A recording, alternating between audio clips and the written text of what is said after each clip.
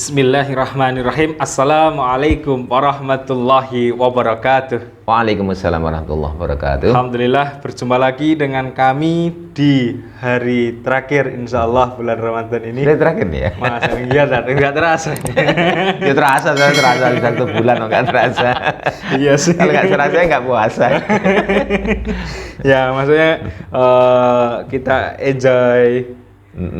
Ya karena kita banyaknya aktivitas sehingga kita keselimur. Baik, alhamdulillah. Oh ya, sebelumnya apa kabar Ustaz? Assalamualaikum. Alhamdulillah. Sehat nggih, Mas Yan, di akhir Ramadan ini? Alhamdulillah. Masyaallah. Ini juga salah satu berkat ya, salah satu berkat tips yang di awal Ramadan pernah diberikan oleh beliau. Saat itu tips menjalani ibadah bulan puasa. Nah itu, alhamdulillah ini penutup kita bisa berjumpa lagi dengan panjenengan. Alhamdulillah. Alhamdulillah, masya Allah, luar biasa. Ya, pada kesempatan kali ini di hari ke-30 Ramadan, kita istilahnya akan memperkuat imanan kita dalam rangka mau meninggalkan Ramadan. Apa yang sudah kita dapat? Betul ya, ini evaluasi. Ya, evaluasi apa yang sudah kita dapat selama 1 bulan ini, 30 hari ini. Kemudian terus apa yang harus kita persiapan juga ketika meninggalkan bulan Ramadan, terus berkunjung ke bulan Syawal. Lah itu, maka tema pada sore hari ini adalah berpisah dengan bulan Ramadan. Nah, baik pemirsa yang dirahmati oleh Allah, tidak panjang lebar, mari langsung saja kita ikuti kajian dari beliau, Kiai Haji Imam Nawawi MAG. Monggo Ustaz. Assalamualaikum warahmatullahi wabarakatuh. Waalaikumsalam warahmatullahi wabarakatuh. Alhamdulillahilladzi hadana li hadza wa ma kunna linahtadiya laula an hadanallah. Asyhadu an la ilaha illallah wahdahu la syarikalah wa asyhadu anna Muhammadan abduhu wa rasuluh. Allahumma shalli wa sallim wa barik ala Muhammadin wa ala ali Muhammad. Amma ba'du. Pemirsa yang dirahmati Allah, alhamdulillah, dari hari ke hari, pekan ke pekan, cukuplah akhirnya 1 bulan. Alhamdulillah. Kita di dalam bulan suci Ramadan di tahun ini. Kalau tadi penjenengan menyampaikan untuk materi kita sore ini adalah berkaitan dengan masalah perpisahan dengan bulan Ramadan. Ini memang sesuatu yang sangat rugi bagi seorang yang diberikan oleh Allah kesempatan bisa ketemu Ramadan, kok ternyata setelah nanti pisah dengan Ramadan dia tidak mendapatkan maghfirah Allah. Karena apa? Maghfirah Allah itu akan Allah berikan mulai saat kita masuk bulan Ramadan ini, sehingga dosa-dosa kita pun juga nanti akan terhapus. Kemudian kita akan kembali dalam kondisi suci, nanti masuk ke fitrah. Ini makanya hari raya Idul Fitri ini hari kesucian. Artinya otomatis kesucian yang bagaimana? Akhirnya ini tetap kita kembali kepada dari awal. Apakah benar kita selama Ramadan itu sudah mensucikan diri ataukah belum? Sementara kalau apakah kita pun juga sudah suci dari noda-noda dosa ataukah belum? Padahal Rasulullah telah memberikan satu isyarat untuk kita semuanya, man shoma ramadhana. Ini barang siapa yang berpuasa Ramadan ikhtisaban, man shoma ramadhana ikhtisaban ghufira lahum atau katama min dzambi. Barang siapa yang berpuasa Ramadan dengan benar-benar penuh perhitungan mengharapkan ampunan dari Allah, maka Allah akan mengampunkan dosa-dosa kita yang telah lalu. Sehingga Kalau ternyata sampai Ramadan berakhir kok ijik tetap duwe dosa, kan itu toh. Ini berarti ketika Ramadan kemarin saya yakin dia tidak begitu intens memanfaatkan kesempatan yang Allah berikan untuk kita. Oleh karena itulah maka kalau berbicara masalah ini Mas Ludi, saya teringat akan apa yang Allah firmankan dalam Al-Quran. Ini kaitannya nanti dengan kesucian jiwa, dengan maghfirah Allah untuk kita.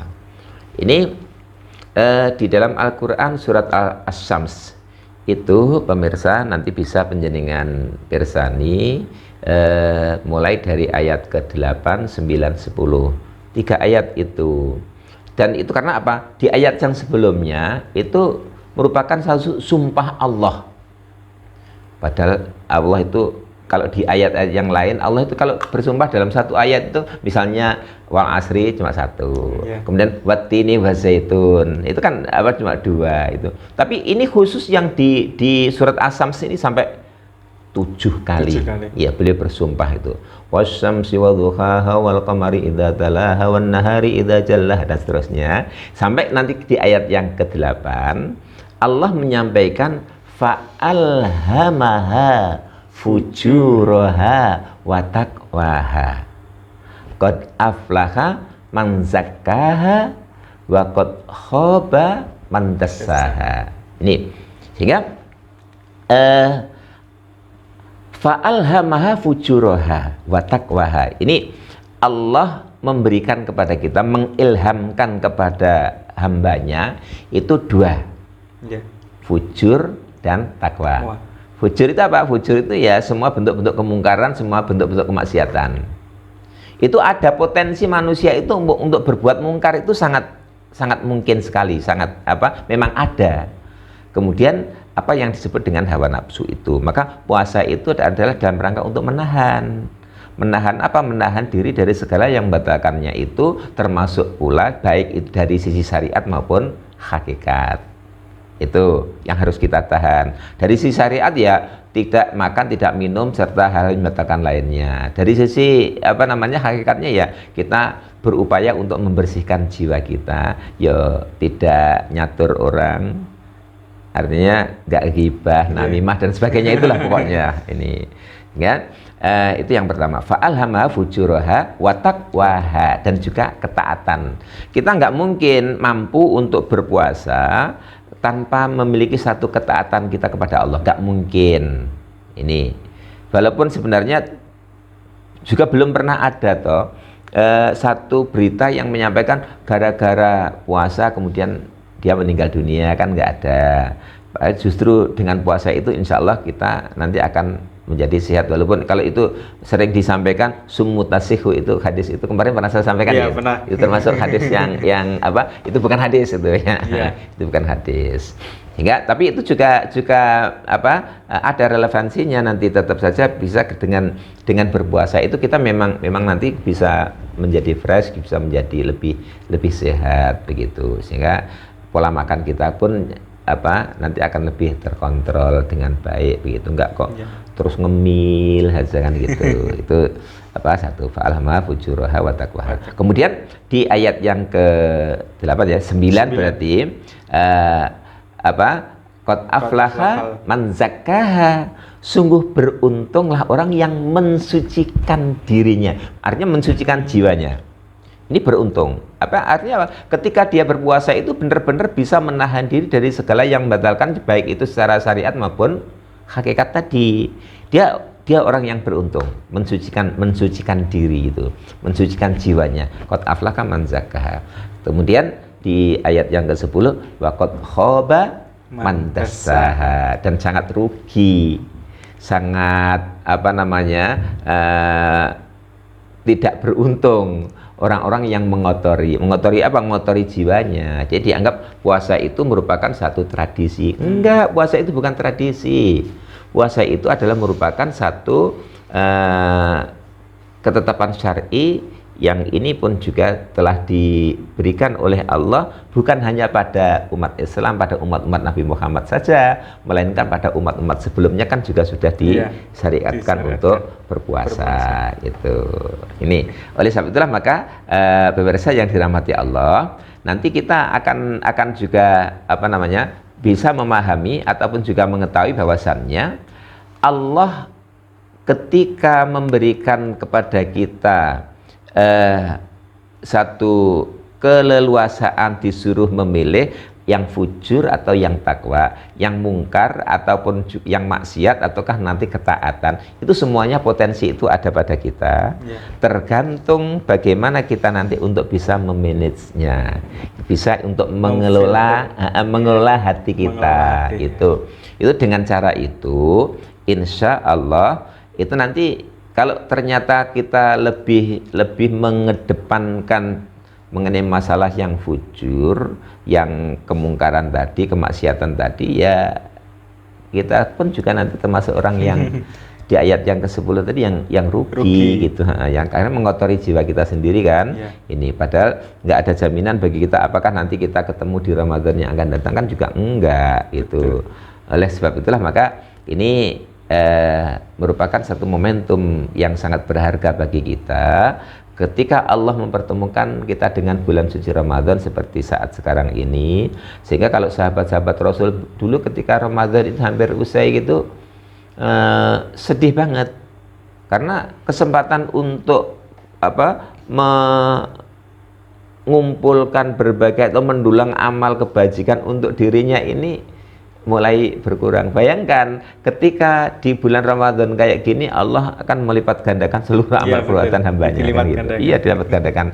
Yang bahkan kalau yang khusus puasa saja ini Allah pula nanti yang akan memberikan satu batasan berapanya begitu. Kalau yang lain paling ya hanya 10 sampai 700 kali lipat. Tapi khusus puasa ini Allah nanti akan melipat gandakan yang begitu banyak banget ini. Nah, pemirsa yang dirahmati Allah, ketika Allah berfirman sebagaimana tadi kami sampaikan di dalam surat Asy-Syams tadi ayat ke-1 sampai 7 itu merupakan satu bentuk sumpahnya Allah. Itu karena setelah itu nanti ada suatu perkara yang sangat urgen, yang sangat penting bagi hambanya. Ini sangat penting banget karena kaitannya dengan nanti kalau seseorang itu nanti meninggal itu kan hanya dua, kalau enggak husnul khotimah ya su'ul khotimah. Itu pun juga disebabkan karena apa? Disebabkan karena yang didominasi ketika akhir kehidupannya tadi yang fujur atau yang takwa. Gitu. Sementara kalau di ayat yang lain itu kan Allah menyampaikan watazawwadu fa inna khairaz zadi taqwa, dan carilah olehmu bekal karena sebaik-baik bekal itu adalah takwa.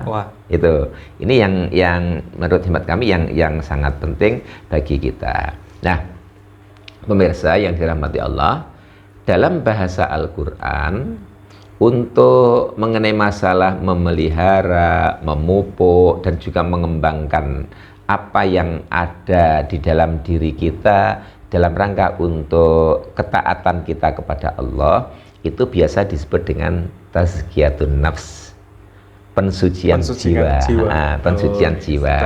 Sehingga nanti akan beruntung orang yang benar-benar mensucikan jiwanya.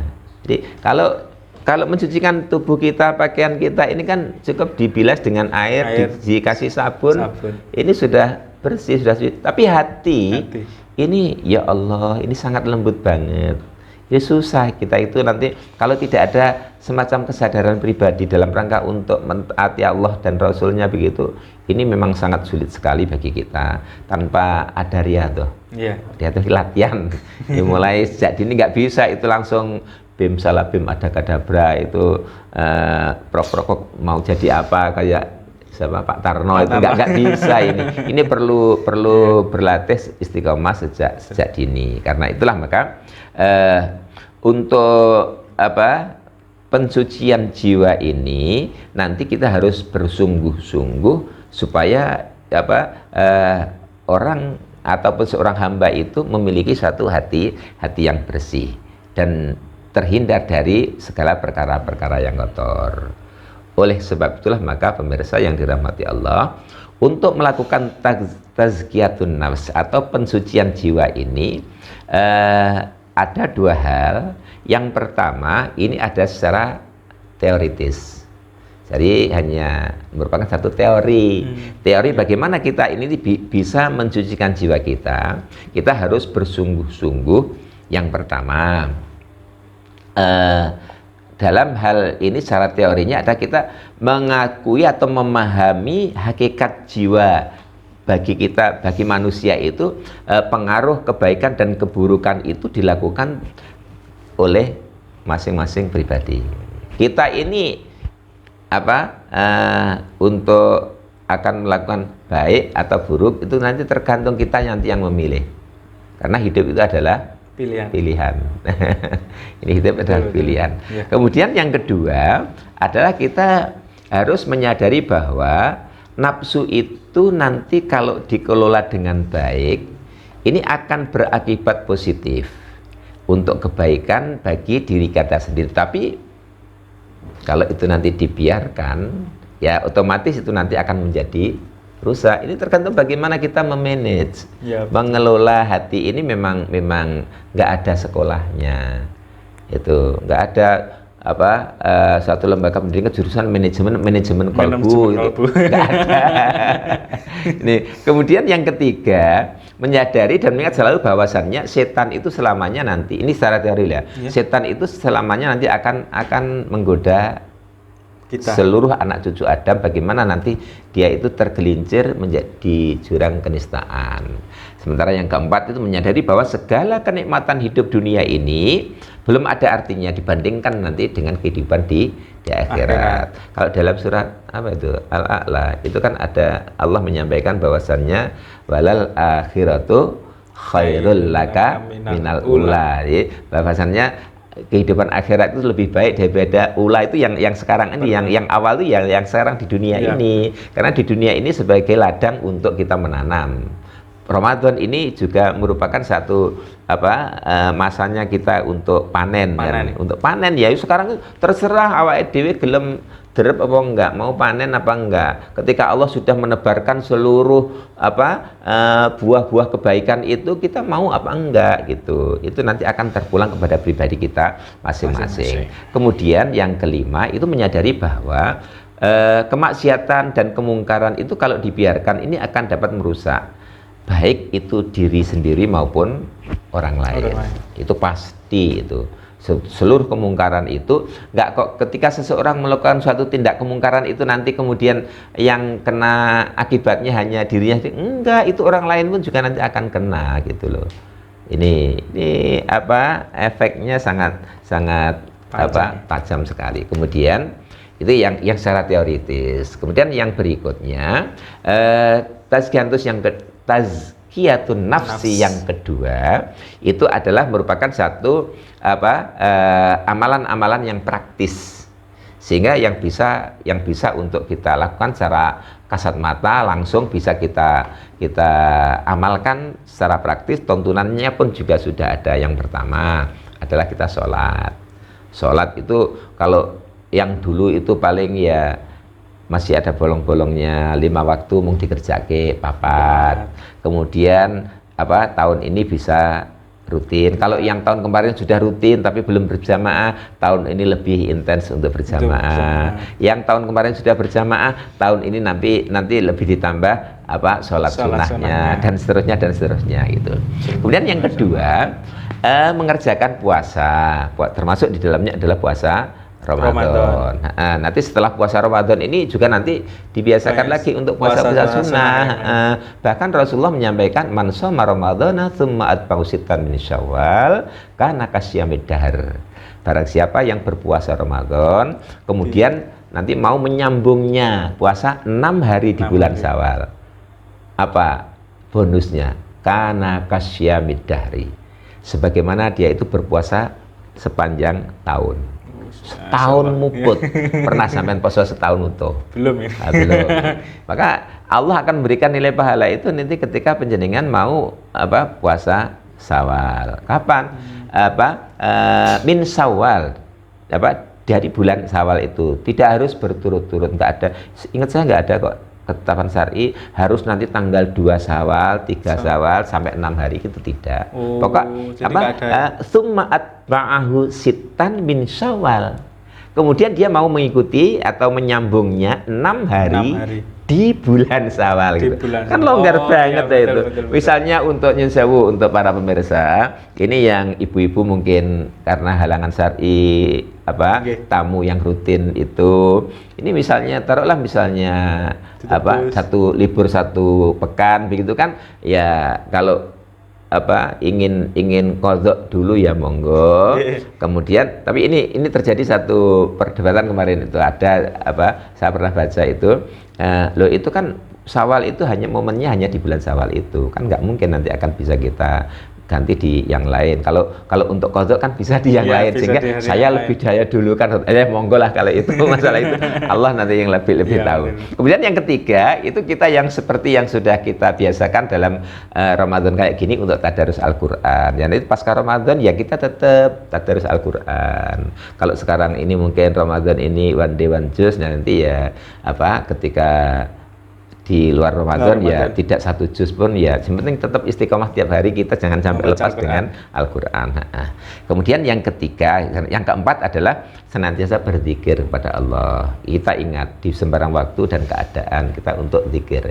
Ini ya senantiasa kita basahi lisan kita dengan zikir, dan itu insya Allah sudah sangat familiar sekali kok yang dinyanyikan oleh siapa itu? Opek itu. Opek. Tombo ati iku limo perkarane. itu kan itu semua ibadah praktis sebenarnya gitu. Yeah. Gitu Mas. Masya Allah.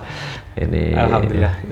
Ya mudah-mudahan nanti pemirsa kita tetap nanti istiqomah dalam beribadah ini, dan terbiasa selama dalam bulan Ramadan ini nanti bisa kita tetap biasakan di luar bulan Ramadan. Insya Allah ini nanti kita bisa mempertahankan kesucian jiwa kita. Gitu. Amin, amin. Masya Allah, luar biasa pemirsa yang dirahmati oleh Allah. Kajian di akhir bulan Ramadan ini sangat tidak kalah berbobot ya, sangat berbobot ya juga dari tema-tema yang sebelumnya. Lantas Ustadz, ini kita masih ada 2 pertanyaan ini dari audien. Oh gitu. Iya. Masih cukup waktunya ini. Insya Allah. Berapa menit lagi sudah akan masuk maghrib. Masuk maghrib ya. Ya, ini. saya singkat saja nanti. Singkat saja.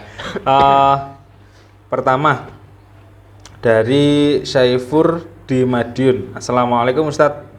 Mau tanya, setiap pelajaran PAI sama gurunya bahwa Al-Quran terdiri dari 30 juz, 114 surat, dan 6.666 ayat.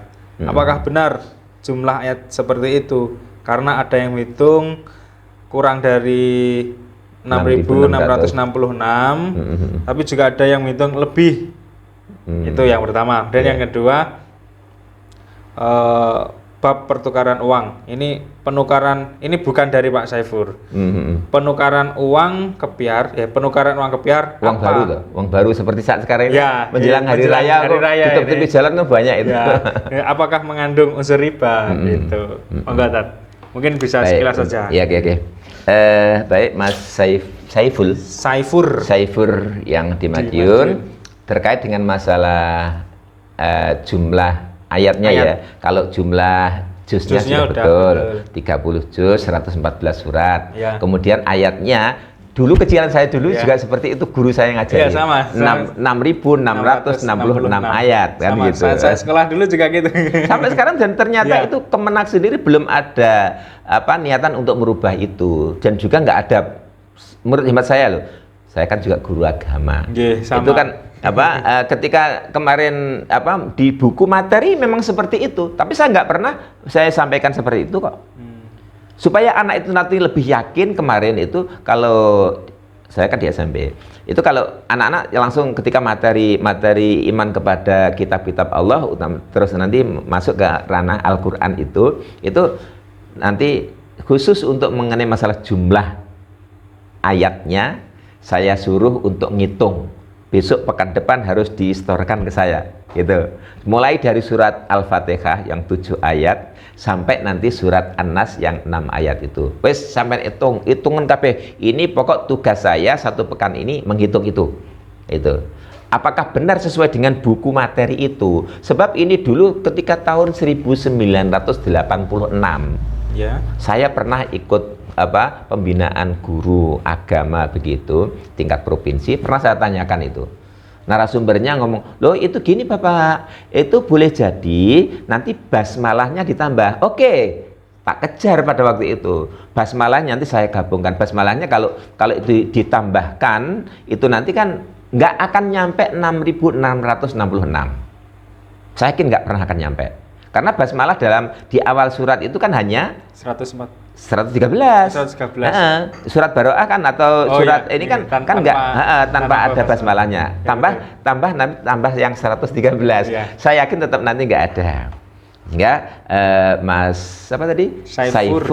Mas Faifur, jumlah ayat dalam Al-Qur'an itu penjenengan nanti bisa mengambil mushaf Al-Qur'an yang ditaskhih oleh siapapun yang sudah legal formal oleh Kementerian Agama juga, itu sebenarnya bukan 6.666 ayat, akan tapi hanya 6.236. Nah, mungkin itu ada penghitungannya mungkin ya dari jumlah itu tadi ya.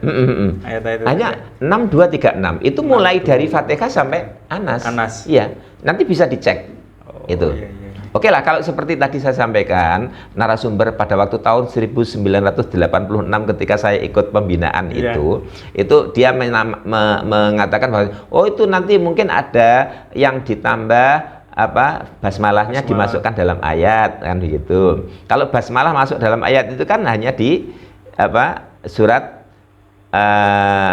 Fatihah itu, dan juga ada di tengah-tengah surat apa itu saya lupa itu ada memang Bismillahirrahmanirrahim masuk di ayat itu. Tapi itu kan sudah dihitung kan gitu, sehingga kalau begitu berarti kan itu nanti tambahnya 112 kan begitu, bukan 113 karena basmalah sudah dihitung. Nih, sehingga kalau itu nanti kemarin juga menyampaikan tak kejar lagi loh, itu enggak, nanti pemenggalan di ayat yang ke-7 ghairil maghdubi alaihim waladhdallin, itu mulai ghairil maghdubi itu ayat yang ke-7. Saya wa siratal ladzina an'amta alaihim itu ayat yang ke-6 begitu. Ada yang kemarin disampaikan seperti itu. Loh, berarti ayatnya menjadi 8 saya ngomong.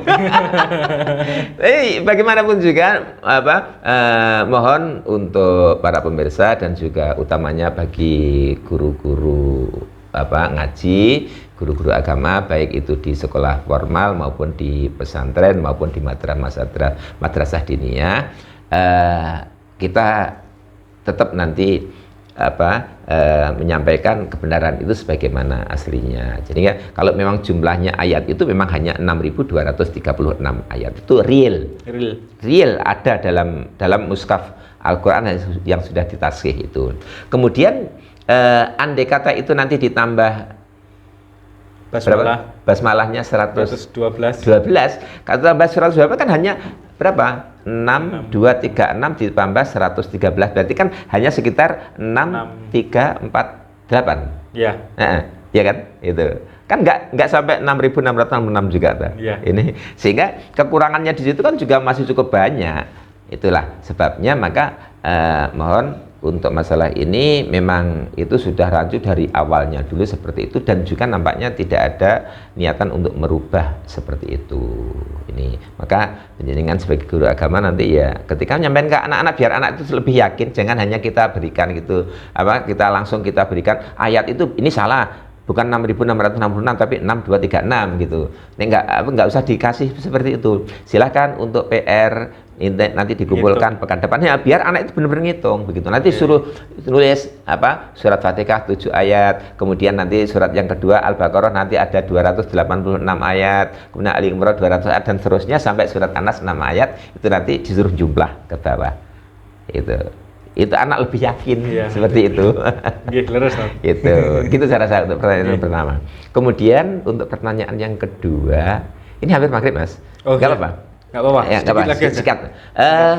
kalau kita itu tadi riba apa enggak kan begitu ya? Itu kalau segala sesuatu yang ada penambahan itu masuk dalam ranahnya riba. Tapi kalau akadnya itu adalah saya minta tolong antrek diantrek nih diijolke ini ke bank nanti apa saya ngasih upah ke penjenengan itu boleh. Ini kalau itu ini kalau 100.000 nanti penjen terimanya 90.000 itu jelas enggak secara syar'i enggak pas karena nilai tukarnya kan tetap sama 100.000 sing lungsek ya dengan yang masih baru dipotong ketika untuk beli sesuatu nilainya sama apa beda? Sama gitu loh. Ini ya salah tapi kaprah. Walaupun kaprah tapi kan tetap salah gitu loh. Itu saya rasa. Jadi apa ada tambahan itu termasuk riba. Mungkin kalau yang istilahnya apa yang penyedia kalau minta jasa tolong gitu punya jasa kalau kita hanya sekedar dengan niatan bahwasannya kita minta tolong itu untuk jasa penjenengan ke banknya itu ngantrinya dan sebagainya itu tapi ketika itu nanti sudah dipatok harganya 100.000 nanti dapatnya 90.000 kalau itu nanti 1 juta nanti dapatnya hanya 900.000 seperti itu kan ini berarti kan sudah ada ranah seperti itu kelipatannya itu sementara ngijol 100.000 karo 1 juta itu kalau jasa kesana mestinya kan harusnya sama ya. itu menurut pendapat saya mungkin untuk yang lain mungkin boleh saja berbeda gitu ya. Makasih Ustaz jawabannya ya semoga seluruh pertanyaan yang sudah masuk ke tim ya ke kru Ngaso ini semoga semua sudah terjawab dan bila mana ada pertanyaan-pertanyaan yang belum terjawab mungkin tetap bisa menghubungi kami. Terus selanjutnya akan kami komunikasikan atau bahkan panjenengan langsung akan kami fasilitasi untuk berkomunikasi langsung dengan dua mubalik kita yaitu beliau Kiai Haji Imam Nawawi dan juga satunya Kiai Haji Hasim. Nah, lantas untuk menutup rangkaian Ngaso selama Ramadan ini besok sudah hari raya. Nanti kita masuk maghrib sudah takbiran. Ya, leres. Maka dari itu kami dari kru ngaji sore SMK Muhammadiyah 3 Dolobo Jilid 1 mengucapkan selamat Idul Fitri 1443 Hijriah. Taqabbalallahu minna wa minkum. Semoga Allah menerima ibadahku dan ibadahmu. Amin ya rabbal alamin. Selanjutnya terima kasih sama-sama Ustaz atas banyak ilmu. Saya juga mohon maaf kalau mungkin ada salah khilaf. Ya, sama-sama. Ya, baik pemirsa yang dirahmati oleh Allah. Akhirnya 30 hari sudah kita jalani dan 30 episode juga sudah kita ikuti kajian sore ya, kajian Islam di ngaji sore ini semoga dapat menambah keilmuan kita sehingga dapat memperkuat keimanan kita. Amin ya rabbal alamin. Akhirnya kurang lebihnya dari kami seluruh kru maupun mubalik mengucapkan mohon maaf yang sebesar-besarnya. Nasrun minallah wa fathun qarib. SMK Muhammadiyah 3 Dolobo, cerahkan masa depan, santunkan kepribadian. Wassalamualaikum warahmatullahi wabarakatuh. Waalaikumsalam warahmatullahi wabarakatuh.